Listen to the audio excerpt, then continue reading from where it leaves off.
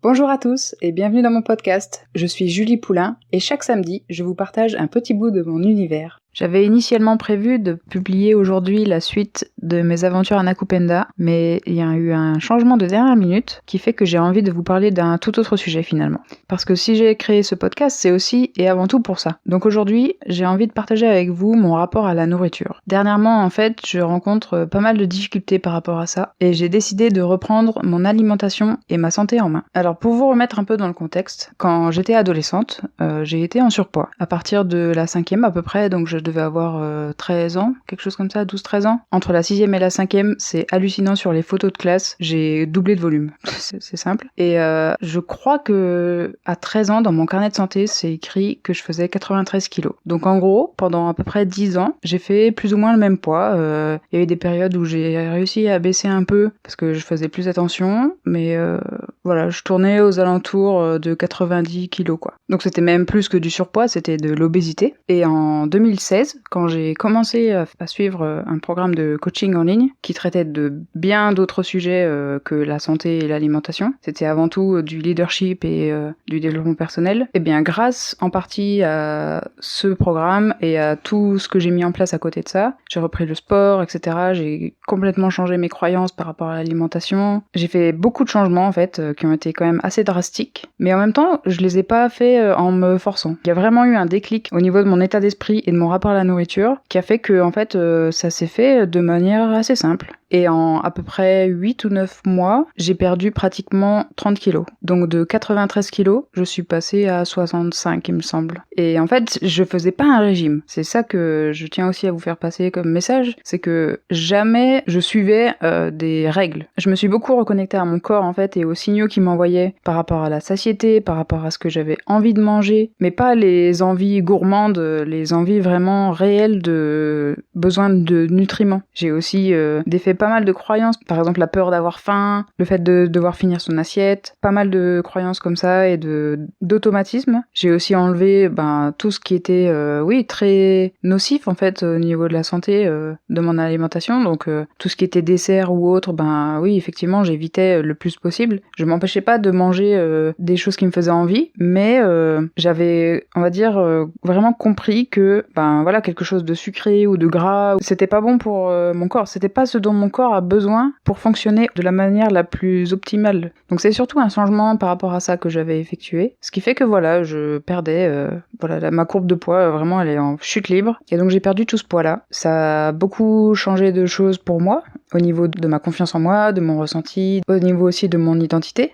C'est des choses dont j'ai pas encore parlé et que je pense que un jour je développerai peut-être dans un livre ou quelque chose comme ça, parce qu'il y a vraiment énormément de choses en fait à partager par rapport à ça. Mais pour vous expliquer vaguement en fait, je sais pas, j'étais vraiment dans cette identité de grosse. En fait, comme j'avais jamais connu autre chose que d'être en obésité, j'avais vraiment des automatismes mais un peu stupides en fait quand on y pense. Par exemple, je sais pas, quand je marchais dans la rue et qu'il y avait, vous savez, des fois ils font des travaux et ils mettent genre une plaque pour qu'on puisse marcher dessus en tant que piéton. Et moi, mon automatisme, c'était de penser, oh là là, mais est-ce que c'est assez solide pour que je puisse passer dessus? Ou par exemple, une fois que j'avais perdu du poids, j'étais allée chez un ami et en fait, il avait une barre pour faire des tractions, pour s'amuser et tout. On avait fait un peu un challenge et il me disait, vas-y, essaye et tout. Et la première question en fait que je lui ai posée, mais elle est sortie de ma bouche sans même que j'y pense, c'est mais non mais ça va pas tenir, parce que pour moi dans ma tête c'était mais non, je suis trop lourde, je vais arracher tout le truc, c'est pas possible. Donc il m'a fallu du temps en fait pour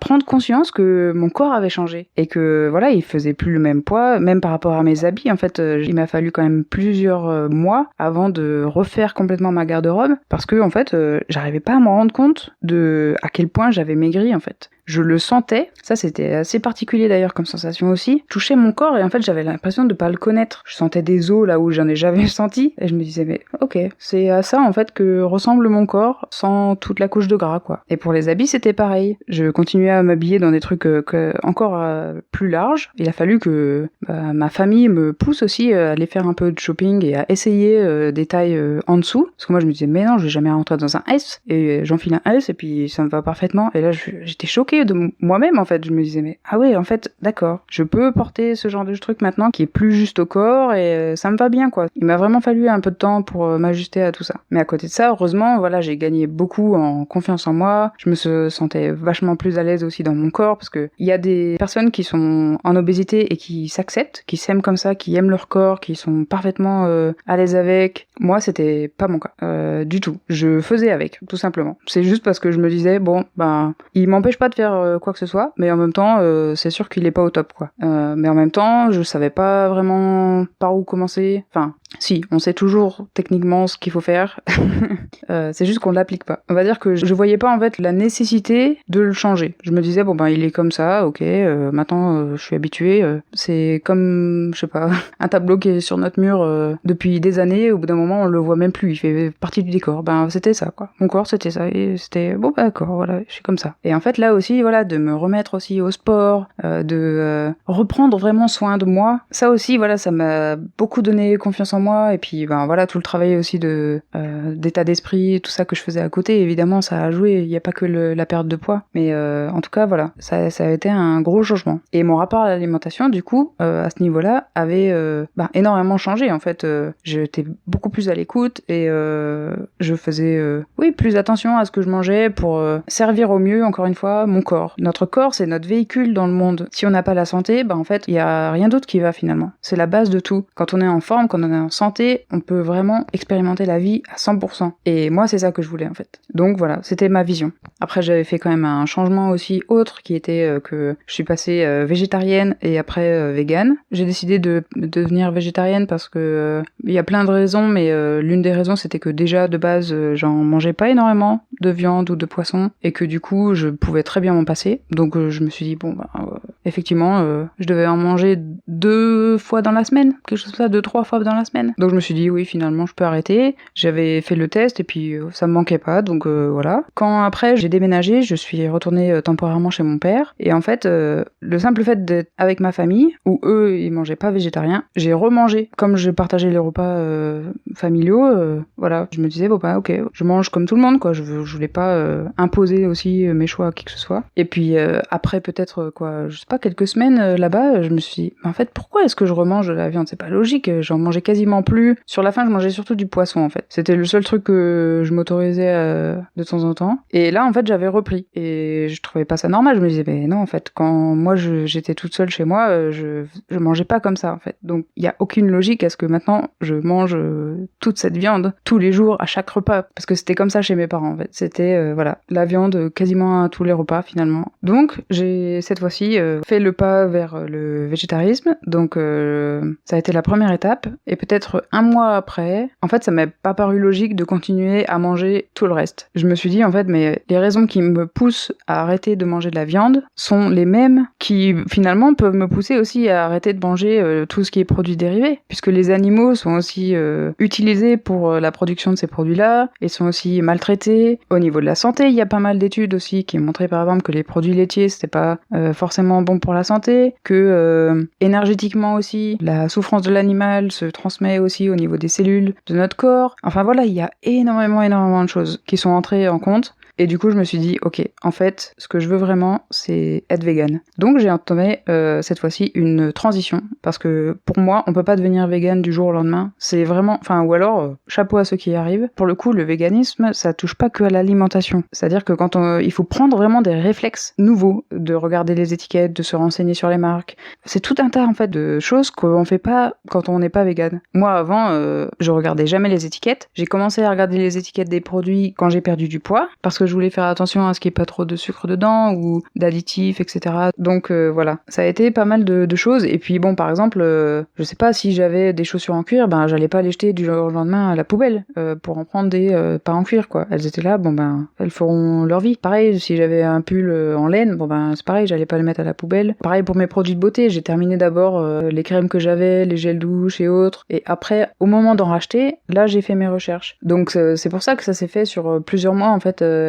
ma transition parce que pendant un bon petit moment, j'ai continué aussi à faire ça. Et par rapport à l'alimentation, c'est pareil, il faut aussi prendre l'habitude de remplacer le beurre, la crème, le fromage, enfin pas forcément de les remplacer, mais au moins d'arriver à penser la nourriture sans. Et du coup, ça demande quand même de changer sa vision des choses. Enfin voilà, j'ai fait pas mal de changements au niveau de mon alimentation à ce moment-là. Mon rapport à la nourriture, c'était vraiment, ok, en fait, on est ce qu'on mange. C'est pas plus compliqué que ça. Si on mange des produits de basse qualité, on apporte des nutriments de basse qualité à notre corps. On apporte très peu d'énergie. On apporte peut-être de la quantité, mais pas de la qualité. Et donc, comment on veut que notre corps, nos organes, tout puisse fonctionner de manière optimale si, c'est comme tout, quoi. Par exemple, dans sa voiture, si on met pas le bon carburant, la voiture, elle fonctionne pas. C'est pareil pour notre corps, en fait. Donc, j'avais vraiment cette approche-là par rapport à ça. Après est venu mon voyage à l'étranger. Pendant mon voyage, mon rapport à la nourriture a pas mal été challengé. Premièrement, par rapport au prix, là-bas, de la nourriture, où, en fait,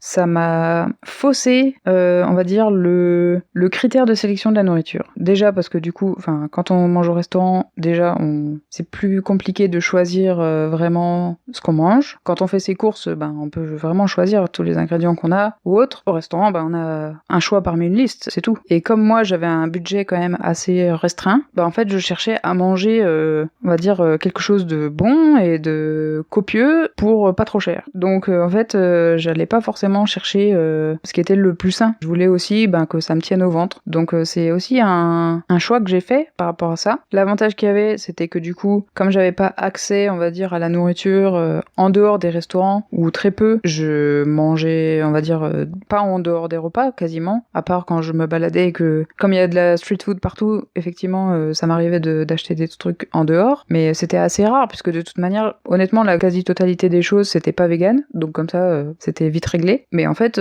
je mangeais mes repas, et puis en dehors, j'étais aussi occupée à d'autres choses, et voilà, j'étais pas préoccupée par ça. Après, quand j'ai été en volontariat à la ferme, c'était pareil, on avait des repas tous ensemble, en fait, donc ça m'arrivait de faire des snacks des fois entre les repas, mais c'était quand même assez rare, et puis finalement, comme on avait pas mal de fruits, ça m'arrivait surtout de snacker sur de la banane ou de la papaye, éventuellement des cacahuètes, donc voilà, c'était quand même assez limité comme choix, donc ça restait pas trop mauvais, on va dire.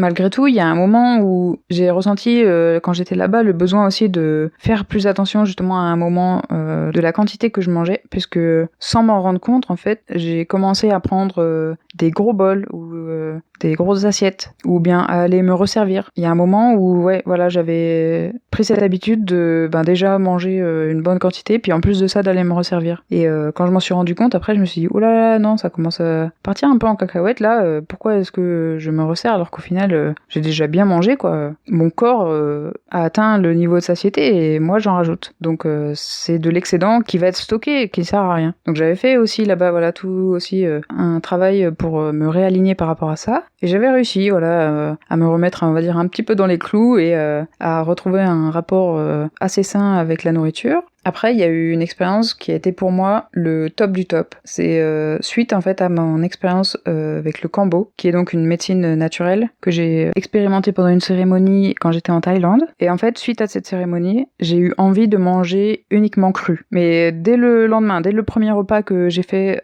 suite à la cérémonie, j'ai eu envie de cru. Donc j'ai mangé des fruits et des légumes crus et ça a continué en fait. Du coup, je me suis dit, d'accord, c'est ce que mon corps me demande, donc c'est ce que je vais lui demander. Et je me suis dit, tant que mon corps me réclamera de manger cru, je continuerai à manger cru. Et donc, même après quand je suis du coup, parce que ça c'était pendant mes vacances, on va dire pour la nouvelle année, j'étais allée en Thaïlande rendre visite à mon ami, et après quand je suis rentrée à la ferme, j'ai continué. Et en plus de ça, c'était encore mieux même, parce que j'avais les herbes fraîchement coupées dans le jardin, les légumes crus, délicieusement préparés. Des fois, j'allais cueillir directement dans le jardin, et puis je le coupais pour le mettre dans mon assiette. Enfin, ça c'est aussi une sensation hyper satisfaisante en fait. Et là vraiment, j'étais au top du top. Je me régalais. J'arrivais malgré tout à renouveler, à innover, à trouver des saveurs nouvelles pour ne pas finalement être toujours à manger de la salade. Donc il y a des fois je faisais mariner, il y a d'autres fois où je faisais une sorte de sauce avec en mixant plusieurs légumes ensemble, avec je sais pas, par exemple des cacahuètes ou des herbes ou quelque chose comme ça. Enfin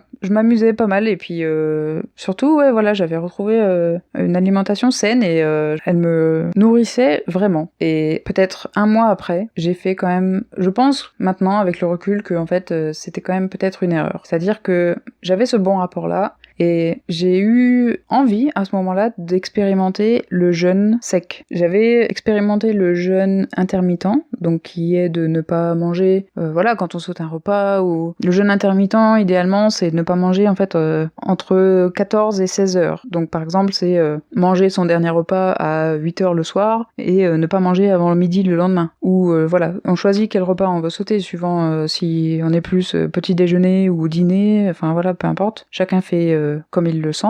Il y en a même qui font un seul repas par jour. Enfin voilà, il y a plein de schémas de jeûne. Donc j'avais testé ça, et ça, voilà, j'avais réussi, ça m'avait plutôt bien convenu, ça a été une bonne expérience aussi. Mais là, j'avais senti cet appel en fait de tester aussi, le jeûne sec. Et j'ai fait un jeûne sec pendant 4 jours. Donc pendant 4 jours, j'ai rien mangé. J'ai juste bu du thé, de l'eau, c'est tout. Et ce qui s'est passé, c'est que ça m'a complètement détraqué. Parce que juste après l'expérience, j'ai eu de nouveau des envies soudaines de manger des choses qui me remplissaient. Donc par exemple, je me suis jetée sur le riz. J'ai été très portée par la sensation d'avoir l'estomac plein. Tant que je sentais pas que mon estomac était bien rempli, en fait, j'arrivais pas à m'arrêter de manger. Et je pense que c'était dû justement au contraste en fait avec pendant 4 jours en fait, j'étais vraiment à vide. D'ailleurs, j'avais jamais vu mon ventre aussi plat.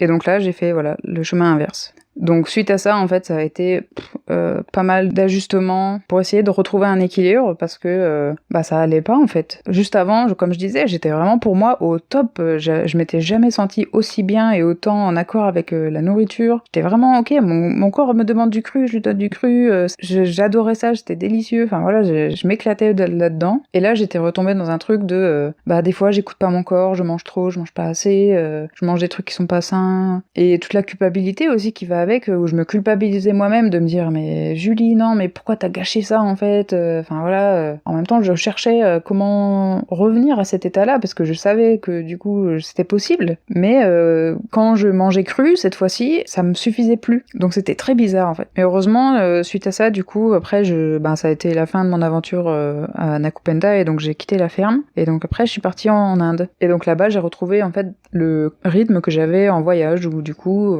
je mange dans les restaurants, etc. Donc là c'est pareil, ça a de nouveau été le challenge de c'est pas parce que c'est pas cher que je peux manger comme une tarée. Parce que en Inde, j'ai vraiment eu un problème à me limiter au début, surtout dans le sud de l'Inde. Ils avaient dans les restaurants une offre où, en gros, tant que t'en redemandes, ils te servent. Et du coup, honnêtement, je me faisais péter l'estomac. Mais vraiment, je mangeais un repas le midi, et en fait, je mangeais tellement que déjà, l'après-midi, j'étais amorphe, et le soir, du coup, je grignotais juste un petit truc à la rigueur, mais c'était tout. Ou alors je mangeais une banane, puis voilà. Et en fait, ça me tenait jusqu'au lendemain. Donc vraiment, c'est pour vous dire, ça faisait un moment que je n'avais pas mangé autant. En tant que voyageur, quand on va dans un restaurant et que pour 1 euro, on nous donne en gros du riz et du chutney ou des curry à volonté, et qu'en plus c'est super bon, voilà. Moi, je me suis laissée, on va dire, porter par le truc, et j'étais là, ah oui, vas-y, encore. Alors que la quantité de départ était déjà bien généreuse, et je redemandais. Donc ça, c'est pareil. Après, j'avais réajusté, je demandais plus, et puis après, de toute façon, quand j'ai changé de région, il y avait plus ce type de repas, donc en fait, c'était, t'as ta portion, et après c'est fini, quoi. Donc ça, ça m'a permis d'arrêter par rapport à ça. Et après, renouveau, un bouleversement dans mon alimentation, avec le retour en France. J'arrive en France, je redécouvre le pain. C'est tout bête, c'est un truc, je me rendais pas compte que ça pouvait m'avoir manqué ou autre, mais en fait, c'est vrai qu'ici on a du bon pain. On avait du pain des fois à la ferme où on en faisait, mais c'était assez rare. Et puis honnêtement, nous, le pain des fois qu'on nous apportait, il y avait un mec sur sa mobilette qui venait nous livrer du pain de temps en temps. C'était pas du pain de très bonne qualité, c'était du vent. Il y avait de la croûte, et puis en gros, à l'intérieur c'était de l'air. Donc rien à voir avec le pain qu'on a ici. J'ai redécouvert ça, j'ai redécouvert aussi, les confitures aussi, ou les choses qu'on mange ici, les pâtes aussi, beaucoup de pâtes. Alors que en Asie, j'ai quasiment jamais mangé de pâtes. Des nouilles, oui, mais c'était pas à tous les repas, c'était surtout plus du riz et aussi beaucoup de légumes. Donc voilà, j'ai redécouvert ça. En fait, mon rapport a surtout été challengé par rapport au fait qu'il y ait de la nourriture dans les placards. Ça a été un truc que j'ai redécouvert en fait, parce que pendant tout ce temps, à part à la ferme, mais comme je vous ai dit, à la ferme c'était quand même assez limité. On avait principalement du riz, des légumes et des fruits. Donc en fait, dans les placards, il y avait rien à snacker, ou c'était pour tout le monde quoi. Donc en fait, je sais pas, j'allais pas me préparer un repas juste pour moi, j'en ressentais pas le besoin. En fait, on faisait nos repas ensemble et puis voilà, puis après j'étais occupée à faire autre chose. Là, j'ai redécouvert le fait de oh tiens, t'es chez toi et puis tu t'ennuies un petit peu, et puis d'un seul coup te vient l'idée de aller voir ce qu'il y a dans le placard, tu vois, parce que t'as acheté un truc. Ou même rien que d'ailleurs le fait même de faire des courses dans un supermarché, où du coup tu peux avoir des choses transformées. Parce que quand j'étais au Cambodge, certes il y avait des petits supermarchés, mais il y avait que les volontaires qui s'achetaient des gâteaux ou des choses comme ça. Nous on n'avait rien de tout ça dans les placards. C'était vraiment en fait finalement la version idéale de l'alimentation, où c'est que des produits non transformés, où c'est toi qui cuisines toi-même, où au moins tu sais ce que tu manges. Et là voilà, par exemple tout bête, je sais pas, d'avoir des biscottes et de la confiture, le lien se fait dans ta tête quoi. Donc ça, il m'a fallu quand même pas mal de temps en fait pour me rendre compte que c'est pas parce que la nourriture est là à disposition que en fait je dois me servir. Parce que je sais pas, je me rendais plus compte du fait que je payais aussi pour manger. Le fait de devoir déjà, par exemple, si j'étais dans ma guest house et que je voulais manger, il fallait que je sorte, que j'aille au restaurant, que je paye. C'était tout un processus en fait. Alors que là, t'es chez toi, t'as juste à ouvrir le placard, à te servir et puis tu manges ton truc tranquille. Et tu t'es même pas rendu compte de ce que t'as dépensé, de ce que t'es en train de manger, que c'est déjà fait. C'est trop facile en fait, voilà. Et là, dernièrement, je me suis notamment rendu compte que je suis vraiment retombée dans un rapport malsain à la nourriture, où je mange notamment beaucoup trop de choses sucrées. Je me suis rendu compte en fait que quasiment après tous les repas, j'ai cette envie de manger une sorte de petit dessert en fait. Même si j'ai déjà bien mangé et que en soi, si j'écoute vraiment mon corps, j'ai plus faim, il y a cette petite envie de terminer par une note sucrée. Je me suis même pas rendu compte de à quel moment ça m'a pris. Ça m'avait un peu pris il y a quelques mois, mais après j'avais arrêté, et puis là en fait dernièrement ça a repris, mais en mode encore plus hardcore quoi. Et même plus largement que ça, mon rapport à la nourriture est plus du tout le même que ce que j'avais avant. Et j'ai vraiment envie de retrouver ça. Après voilà, je me jette pas la pierre parce que je sais qu'il y a eu énormément de bouleversements et de questionnements, et que mon rapport à la nourriture est très lié à mes émotions. Ça, c'est clair de toute façon depuis mon enfance, c'est comme ça. J'arrive plus ou moins à le contrôler, mais je sais très bien que quand il y a quelque chose qui va pas, je vais avoir tendance à faire une sorte de boulimie chronique en fait, et à juste, on va dire, me remplir par la nourriture. Et d'ailleurs, c'est vraiment quand je m'observe en train de manger que je me dis, tiens, je vais peut-être faire une session de journaling parce que là, on dirait qu'il y a quelque chose qui se tracasse dans mon inconscient. Donc c'est assez marrant parce que autant des fois, je sais pendant que je suis en train de manger que c'est lié à telle émotion, autant des fois c'est l'effet inverse en fait. C'est en m'observant manger que je comprends seulement après que je vais chercher après qu'est-ce qui est à l'origine de ça, parce que j'observe en fait que c'est pas une façon normale en fait d'agir. Donc là voilà, j'ai décidé de reprendre les choses en main. Je suis encore en train d'essayer d'identifier vraiment quels sont les piliers sur lesquels je pourrais m'appuyer pour faire cette transition. Je vais beaucoup m'inspirer de ma première expérience quand j'ai perdu du poids, parce que je sais que c'était un mélange de pas mal de choses, mais justement je veux essayer de voir par exemple si c'était le fait de faire du sport, le fait de faire des affirmations, de méditer. À cette époque-là, en fait, j'ai fait un condensé de tellement de choses que j'ai envie d'essayer de recréer ce qui a pu m'amener à avoir un rapport sain à la nourriture, pour retrouver ça. Parce qu'actuellement, j'arrive pas à contrôler en fait. J'ai expliqué à une amie dernièrement que ça fait quelques semaines que j'ai identifié ce problème par rapport à la nourriture, et la dernière fois, je m'étais dit, ok, la prochaine fois que tu vas faire les courses, t'achètes rien de sucré. Comme ça, au moins c'est clair. C'était une des techniques que j'avais utilisées en fait quand j'avais voulu perdre du poids. Je me disais, si j'ai pas les trucs dans les placards, justement, je vais pas pouvoir snacker dessus. Donc je m'étais dit ça, mais la fois d'après quand je suis allée en course, je sais plus ce que j'ai acheté, et puis sans même que j'en ai conscience pleinement, je ramène ça dans mon placard. Et du coup, voilà, je me retrouve avec un truc sucré. Mais comme j'ai dit, il y a plein d'autres choses qui peuvent rentrer en compte, et j'ai vraiment besoin de me reconnecter à mon corps, de lui redonner aussi justement tout ce dont il a besoin pour être au mieux et pour pour m'aider aussi dans mon expérience. Là, je suis en pleine transition de vie et je sens vraiment que il a besoin d'être rempli d'énergie et en meilleure capacité de réceptionner les informations aussi. Parce que si je suis capable d'écouter les messages de mon corps et ce qu'il me dit par rapport à l'alimentation, ça va aussi m'aider à clarifier par rapport à mon intuition et recevoir les messages, recevoir de la clarté en fait sur quelles sont les étapes que je dois mettre en place pour arriver à mes objectifs. Donc voilà, tout est vraiment lié. Et en ce moment, je sens que mon pilier corps et énergie physique, il est trop bas par rapport au reste. Et donc je sens que j'ai besoin de mettre mon focus là-dessus. Donc c'est ma priorité du moment. Après honnêtement, pour en avoir discuté avec pas mal de personnes de l'alimentation et de tout ça, j'ai l'impression que c'est quand même assez difficile d'avoir un rapport sain à la nourriture tout le temps. Les personnes avec qui j'en ai discuté, ce qu'on a constaté, c'est que voilà, il y a des phases comme ça où on est plus ou moins à l'écoute, où on est plus ou moins en train de faire ce qu'il faut pour soutenir notre corps et notre alimentation. Il y a d'autres fois où notre attention et notre priorité est autre part et où on délaisse un peu ça. Et en fait, ça fait des cycles comme ça. Donc si vous vous reconnaissez aussi dans ce que je suis en train de dire, sachez que en fait vous êtes pas seul, que c'est normal et que l'important c'est surtout toujours de s'écouter. Dans mon cas, ces derniers mois ont été quand même, comme j'ai dit, assez intenses psychologiquement et mon attention et mon énergie étaient concentrées sur autre chose, à tel point que j'ai complètement délaissé mon corps, en fait, j'y pensais même plus, et c'était même plus dans mon champ de vision. Et là, c'est comme si il me mettait une grande claque en me disant « Eh oh, souviens-toi que